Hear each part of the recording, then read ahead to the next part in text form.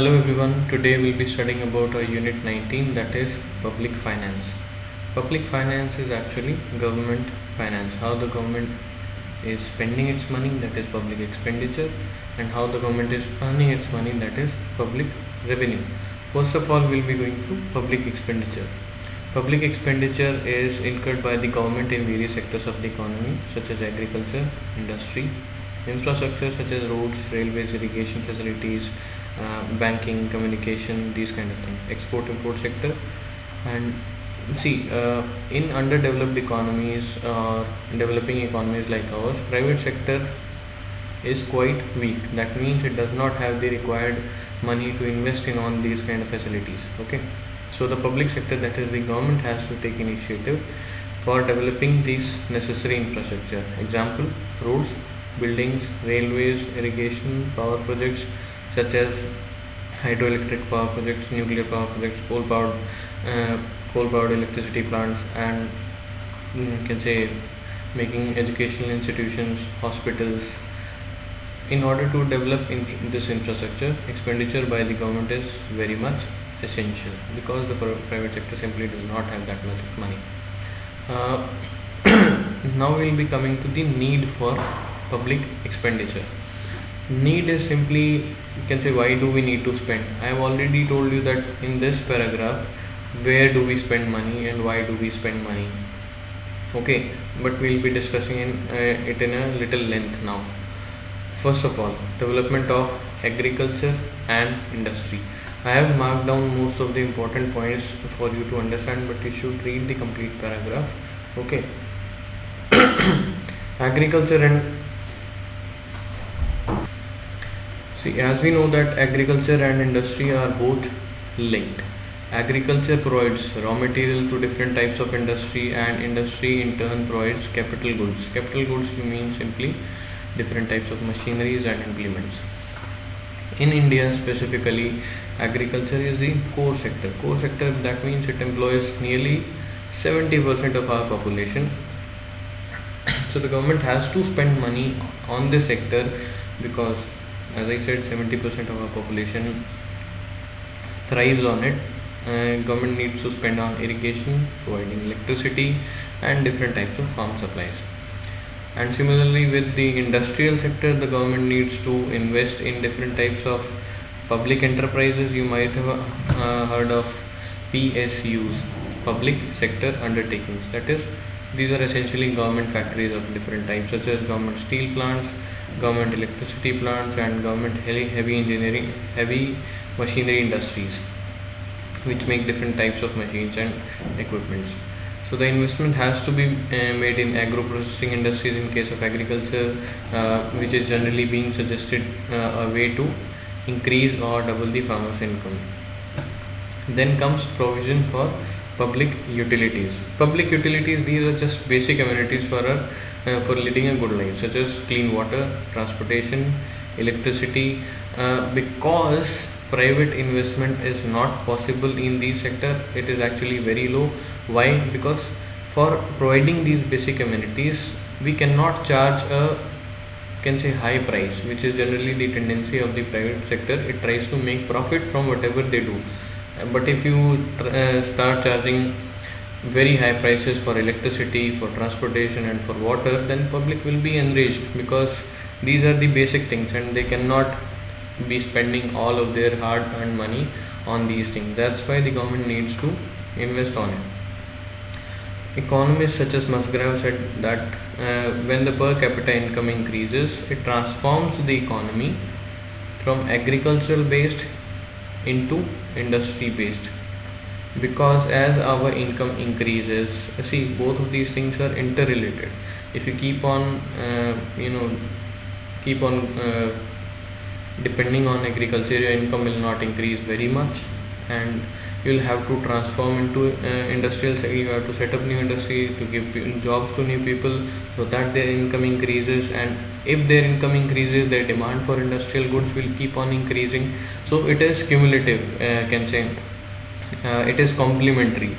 Set up industries, give jobs to people, they will earn money, they will demand industrial goods, because when you are earning money, you will not demand goods based on agriculture very much. See, your need for food and can say agricultural goods is very limited. When you have extra money in your pocket, you will try to can say buy things such as durable goods such as fridge, TV, cars, bikes. Try to renovate your house. All these things come from industries, not from agriculture. So these things are interrelated. Okay. Then comes technological change. See, different types of innovations are to be carried out in order to improve the efficiency of our works, such as you can say the government needs to invest in agriculture sector so as to can say give the farmers new varieties. The government needs to invest in research and development in agriculture so that we develop new varieties which will give higher yields, better yields, and can say stable yields, and which do not reduce yield when they are subjected to different type of stresses such as heavy rains, high temperature during sowing period, heavy rains during sowing period. So the government needs to invest in these kind of things in research and development. Also, when the population is growing too much, we need to give them work. Okay, so the government needs to spend on its own. These are called as public works. When the government is can say running some project such as it is making roads, making different types of factories, and or you can simply say if it is spending in MG Narega, that is Mahatma Gandhi National Rural Employment Guarantee Act. It is doing different kinds of jobs. It is asking people to do different types of jobs, and when people work for the government, they will be given money in return. So this provides them employment, gives them money so that they can get themselves out of their poverties. Okay, expenditure pattern by the government should follow. Now we have broadly discussed where should the government invest, and now there are some rules or principles that the government need to follow while making expenditure, while spending their money. Okay, first is maximum social benefits. It is simple. Whenever you are spending money, you want to, you can say, get the best returns possible. There should be a balance between social benefits and social costs. The government is earning money by way of taxing people and taking fees or different types of charging different things from its own people, and it is spending on its own people. So it needs to weigh out. If I am making a, can say, dam, how many people are going to be displaced, their cost is should be calculated, and how many people will be benefited from the dam. So the government should be spending each rupee in such a way that it benefits the most. The cost is minimum and the benefit is highest. See, the cost benefit analysis should be done in a proper manner before spending any big money. Okay, it should provide maximum welfare to the society. Okay, and it should be helpful, or it should be for the welfare of can say wide range of people, not for a particular can say category of people. Then comes principle of economy. Economy, you simply mean see, if the government is trying to buy cars, or it is trying to buy can say it is trying to upgrade its furniture, it is trying to upgrade its IT infrastructure, so it should spend its money judiciously. If you are trying to buy cars, don't buy BMWs, just buy your Tata Safaris, because it will suffice, it will run as good as BMWs. See, extravagance, that is unscrupulous earnings. Fizul kharchi karna is not right when it comes to spending money of the people. Instead of spending on statues, you can spend on hospitals and you can say schools, building factories, public works, which will provide a lot of jobs. These also provide jobs, but the job quantity provided while you're spending money on statues is very limited. Instead, if you can say make a hospital, it will save a lot of money of the people, and they will spend a lot of money in the market, which will eventually benefit all of us. So the extravagance or wastage of expenditure should be avoided. Okay, to avoid duplication. Okay, this is also a matter of concern. You might have experienced it everywhere. Once one department of the government will build a road, The second day it will be dug up because the sewage has to be repaired. Then again they'll have to build a road. See, this needs to stop because it is blatant wastage of our hard-earned money. Okay, then the government needs to spend judiciously. Does not need to spend too much. If it's going to spend too much employment, too much money in the pocket of the people, and they'll be demanding too much of the goods, but the supply of the goods is not as much as required. So it might lead to hyperinflation. Hyperinflation is when the prices of the things are rising more than 16 or 17% in a year. Okay, principle of sanction. This simply means, let's say I am a government employee, I want to buy a new desktop for my office. I need to take permission from somebody so that the expenditure made by me is under scrutiny and it is rational. If I am allowed to spend money by myself without taking permission from anyone, that I can spend any money, and that's not a very good sign. So every money that is being spent in all the departments should be sanctioned by a competent authority with rationality. It just guarantees that minimum money will be spent. It's not always the case, but if there is some check and balance, so people try to avoid wastage. Okay, because they can always be questioned, why did you spend this much of money when the same desktop was available for 30,000?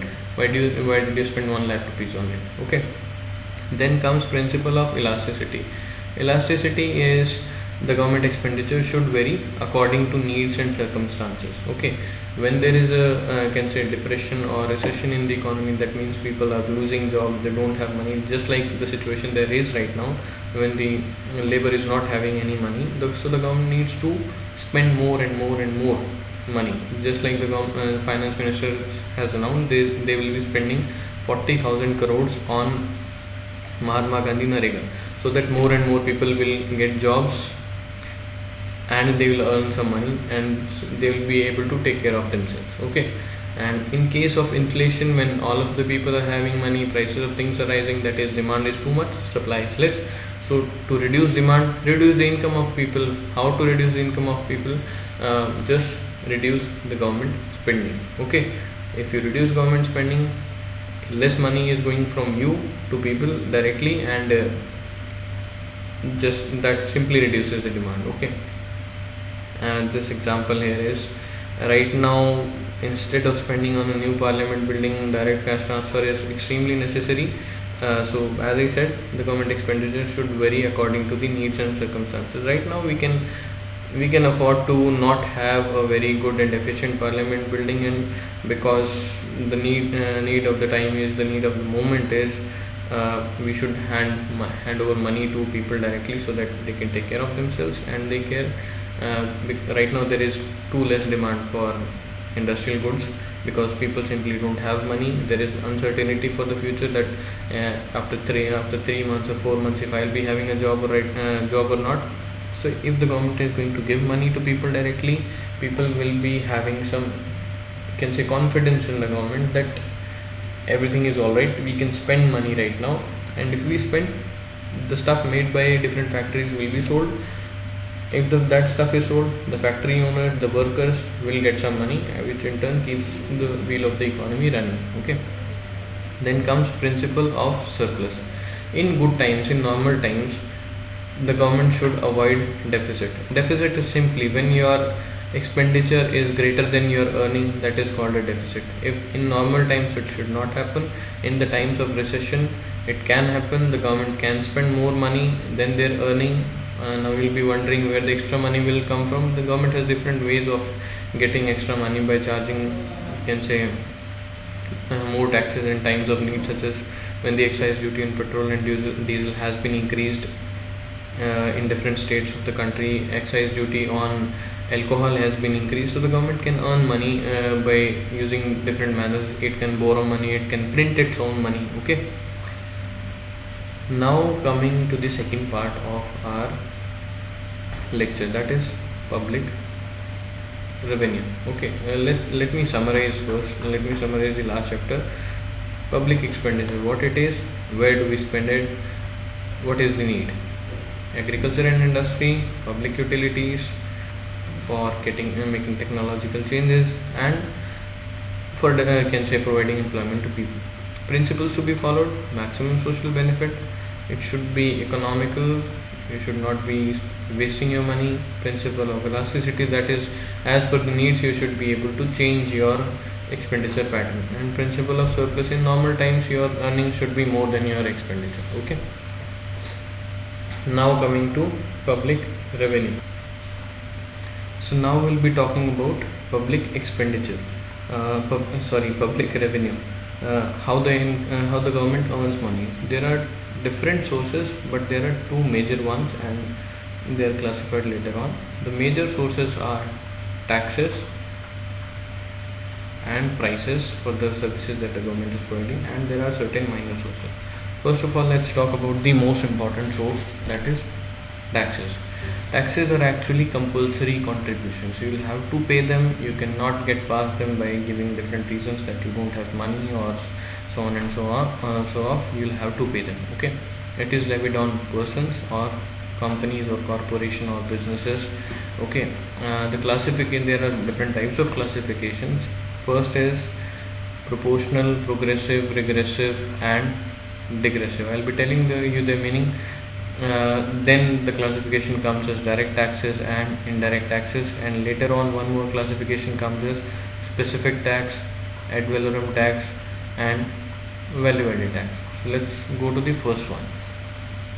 First one is proportional tax, and let's say it is 1.1. Okay, proportional tax, it's simply a percentage of your income. Let's say the people in your class are earning different amounts of money. Somebody has a package of 5 lakhs, somebody earns 20, somebody earns 1 crore rupees. I'll be simply asking, give me 10% of your income as tax. 10% through, even if you're earning 5 lakh or 1 crore. Okay, that is same percentage is levied as tax, irrespective of the size of the income. Okay. Then comes progressive tax. Progressive simply means as your income increases, I'll be asking more and higher percentage of your income as tax. The rate of tax increases as your taxable income increases. Okay. Regressive is just the opposite. As your income increases, the rate of tax will reduce. Okay. Then comes digressive tax. Let's say it simply says higher income groups do not make due sacrifice. That means I might be asking 10% tax from somebody who has 5 lakh income, and I might be asking only 12% tax from somebody who has 1 crore income, 1 crore income per annum. Okay, so this does not show equality on my part, because I should definitely be asking higher amount of money, higher percentage of their income as tax from who is rich. Okay, so digressive is, let's say, it's not justified.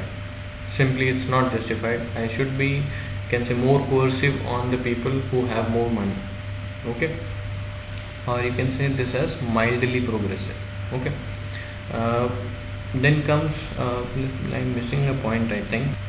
As I said, this tax is mildly progressive. Also, there is one more situation when there is a tax limit up to, can say, as you will see the tax structure of our country right now, more than 15 lakh income if you have, you will be charged 30% of your income.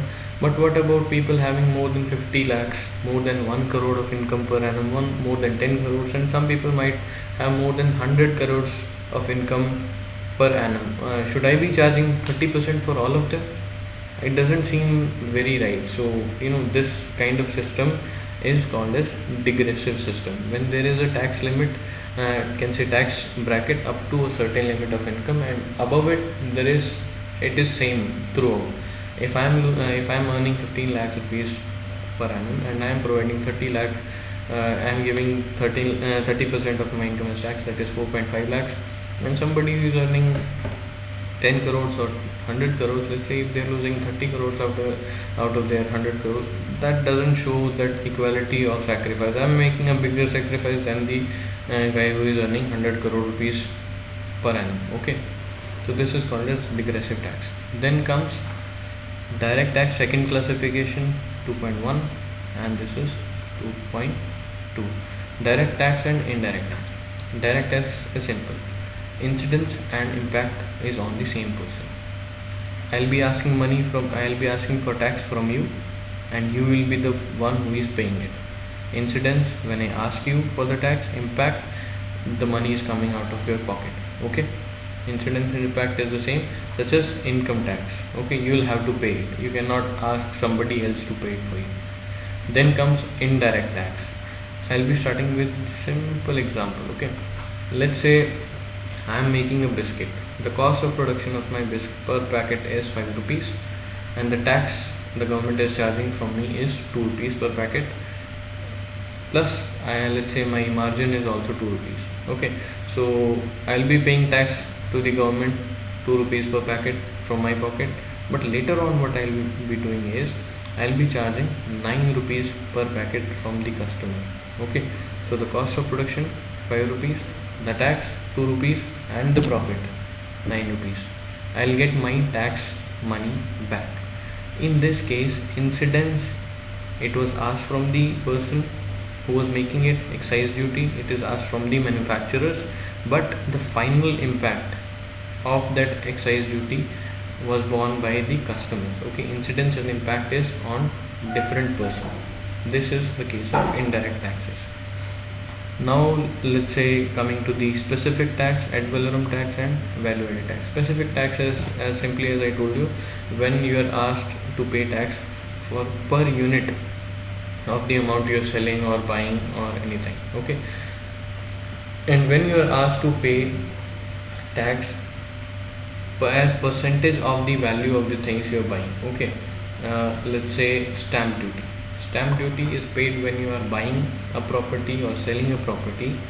It is charged as a percentage of the property value that you are buying or selling. Let's say you just bought a plot worth 50 lakh rupees, and the stamp duty on it is 5%, 9%, 10%. So you'll have to pay a certain percentage of the value. If you are asked to pay, let's say 1 lakh per property you are buying or selling, no matter what the value of the property is, then it becomes specific tax. But if I am asking you to pay a percentage of the value of the property you are buying or selling, then it is called as ad valorem tax. Okay, then comes value added tax. It is simple. Let's say there is a restaurant, it buys 50,000 rupees worth vegetables daily from the market, and it makes different preparations and sells it to their customers for 1 lakh rupees. So how much of the value has he added? 50,000 rupees, let's say it is for all the raw material. Now he'll be making his stuff up, he'll be making different types of curries and different types of dishes, and he'll be selling to people for all those things for 1 lakh rupees. He has added a value of 50,000 rupees on the raw materials. So on that value added, he is to be charged with a tax. If I am asking for a 10% tax on the value added, that means 10% of 50,000 is 5,000 rupees. This is value added tax. A percentage of the value you have added to the raw materials purchased by making different preparations is called as value added tax. Okay, now coming to the price. See, the government is also providing different facilities such as railways, buses, electricity directly to you, water also. So the price it is charging for them is simple as I can say, the money it is charging, the government is charging from you for these different services is called as price. Now coming to the minor sources of public revenue. First is fees. Fees is, can say, imposed for a specific service, such as specific, that means it is done only for you. If you are going to get a license, if you are going to get an RC, if you are going to get education, you will have to pay your fees in the college. This is called fees. When you are getting a specific service you will have to pay for it. But you will have to remember, in case of government authorities, the fees does not cover the cost of the service. If you're studying HU, providing, I can say, paying 20,000 rupees a month. Earlier I used to pay only 3,000 rupees, 20,000 rupees a semester, sorry. My fees at my time was 5,000 rupees per year. you can simply see that 5000 rupees does not cover the cost of providing education to me. So the cost of service rendered in case of government services is much below the fees that is charged for it, because it is can say because it is generally done for the welfare of the people, not from the point of view of earning money. The tax is paid by a person for a common benefit, social benefit, whereas prices are paid for a specific benefit. Tax is generally asked from people so that the government can collect money and do social works, that is, make hospitals, make parks, make roads, which everyone will be using, no matter if they had paid the tax or not. But the prices and fees, railway fees, can say bus charges, will be paid for specific benefits, because you are the one traveling and you are the one paying. You are the one traveling in trains, buses, and you are the one using electricity. If you are paying for your electricity charges, nobody else can use it. But if you are paying taxes, your taxes will be used for people, for welfare of all of the society, not just you. Okay. Then comes special assessment. Now we'll be talking about special assessments. Special assessment is simple. When, let's say, the government is making a developmental, the government is can say undertook a watershed development activity, and the groundwater level due to that activity came up, and the value of your land earlier was 5 lakh rupees per acre, but now as you see, the water level has risen up a lot, and water is the most important resource in terms of farming. So your demand for your land will increase and the value for your land will increase, for which you have done nothing. The government has done everything. So the government can ask for a little bit amount of money from you, which you will have to pay. Okay, it is not like a fees. There is an element of force in it. Okay, you will have to pay a percentage of the gain you have done at the expense of the government. Okay, let's say it was 5 lakh rupees earlier, now it is 15 lakh. You have gained 200% in your value, so the government might ask for 100%, 50%, or 60%. You will have to pay 5 lakhs, 6 lakhs, any amount which the government thinks it's correct. Okay. Now coming to rates. These are simply understand that these are levied by local bodies such as municipalities or panchayats on immovable properties, such as you can see your houses or buildings. To take it simply, property tax. You have to pay a certain percentage of can say a certain amount of money based on the size of your property to your municipality every year. Okay, it depends on the value of the can say immovable property also in different regions. Now coming to fines, as you can see, it is levied on somebody who has broken a law. Okay, the example here that is given: if you do not pay your land revenue for a long period of time, the government can even take away your land. Escheat is when you die and you don't have a will, you don't have any successors, so all your property, all your resources will go to the government. That is called as escheat. Tributes and indemnities. Tribute is paid by the conquered nation. Let's say India conquers Pakistan, and then Pakistan has to pay some money to us, to the winner.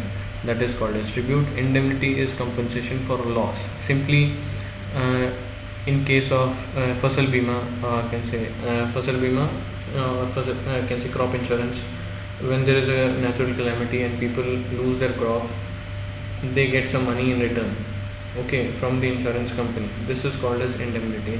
Indemnity is compensation for loss. Let's say India has conquered Pakistan and Pakistan has suffered a lot of losses, and India needs to pay for it, just like America is paying to Afghanistan for the infrastructure losses, because most of the buildings they have brought them down using different due to the war.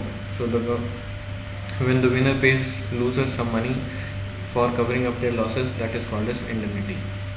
Now comes grants, gifts or donation. Grants come from higher institutions to lower one. Let's say if ICR or state government is giving grants to agriculture university, that is giving money to agriculture university, that is called as a grant.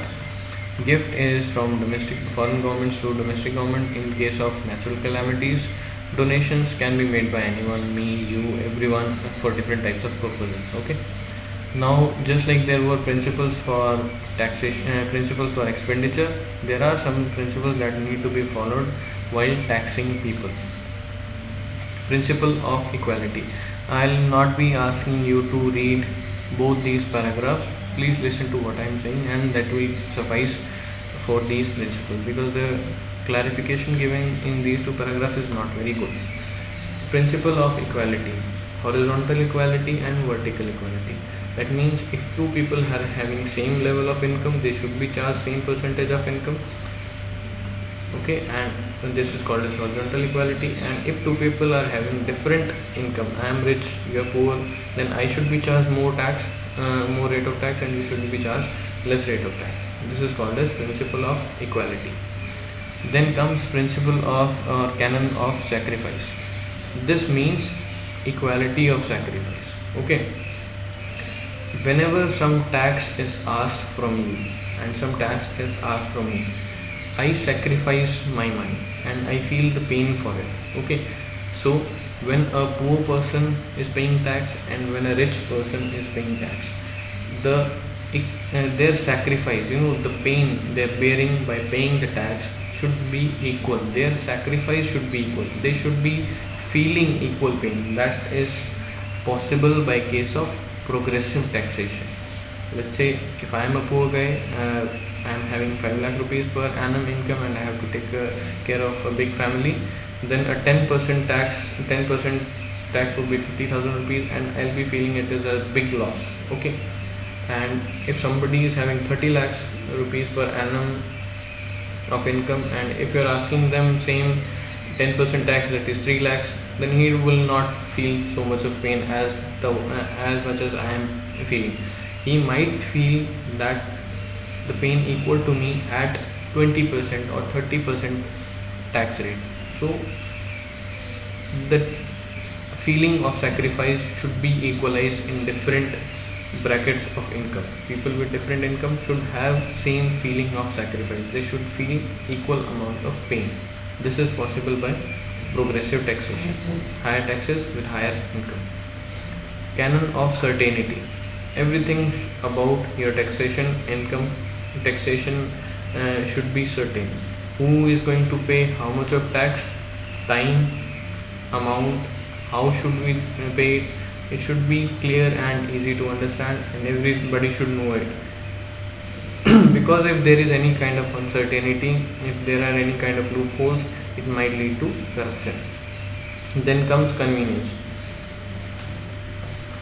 And then comes the canon of convenience. Taxes should be levied in at the time or manner in which it is most likely to be convenient to the taxpayer. That is simple. If you are asking for land revenue from the farmer, you should ask them when they have money in their hands. You should not be asking them when they don't have money. Okay, when the return from their crop has not even come, so it might feel painful to them and people might not pay. Okay, they should be able to pay by whatever the mood they want, or whatever the mood they feel is okay to them. Canon of economy. Economy simply means the cost of collecting taxes should be small and efficient. Okay, the structure of tax collection should be efficient. You should not be spending a lot of money to collect your taxes. Okay, plus on harmful drugs and toxicants, there should be heavy taxes so that can say their use is discouraged. Now there are some other these taxations were given by Adam Smith. These the canons were that we were discussing, or principles we were discussing.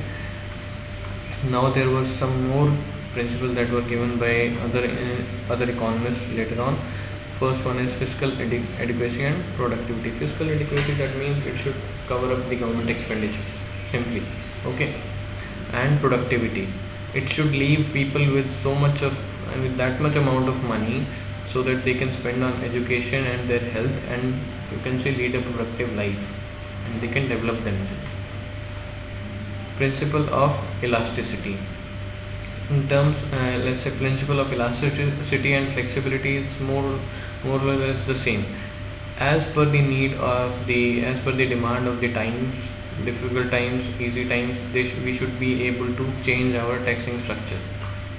Principle of simplicity. The tax structure should be clean, fair, simple and easy to understand. Otherwise, people will try to evade taxes. Principle of diversity: there should not be a single type of tax, there should be different types of taxes, so that if you want to increase or reduce the rates of taxation, if you want to increase the income, you can increase that tax. If you want to reduce, you can see, it simply means when you have different types of taxes, you can tap on either of them to increase your income, or can say give relief to people. If there is only one type of tax, let's say income tax, and people are not having, people are losing jobs due to some pandemic or due to some risk, I can say financial instability in the economic system, then people don't have income, you do not get tax, that's game over for the government. If you have indirect taxes, then it can literally save you from, can say, these kind of situations. Achievement of social and economic objectives: the revenue that is generated by using taxes should be used for betterment of the economic objectives and economic and social objectives, such as health, education. uh, these objectives can be different as per different states, districts, or different countries. So the major, can say, the main reason for collecting taxes is to better the lives of the people. So it should do that job, and otherwise the whole exercise of tax collection will become futile. It will be meaningless. Principle of neutrality: this indicates taxation system should reduce the economic inequality in different regions. Okay, some regions are poor, some regions are rich. The taxation structure should be such that from poor regions you are asking less rate of taxes, and from rich regions you are asking higher rates of taxes. Okay, during, as I said, during times of depression when people don't have jobs, you should be spending more money. In times of depression, taxation should lead to deficit budgeting. Deficit budgeting simply means when people don't have jobs, the government needs to spend money on different things and charge less taxes. That is, expenditure should be greater than income, and this is called as deficit budgeting. In case of inflation, when there is too much demand in the economy, that demand needs to be reduced by when there is high income. Okay, there should be higher rates of taxes, so as people are not left with a lot of money. If they don't have money, they will reduce their expenditure, and demand will reduce, and the prices will reduce. Okay, in normal years, income of the government should be equal to the expenditure. So that will be all for this public finance chapter. If you don't understand any point, you can always ask in any manner you feel okay, at any time. There might be some, can say, some problems in my narration also, but please forgive me for this time because it is my first time, and best of luck for you guys. Thank you.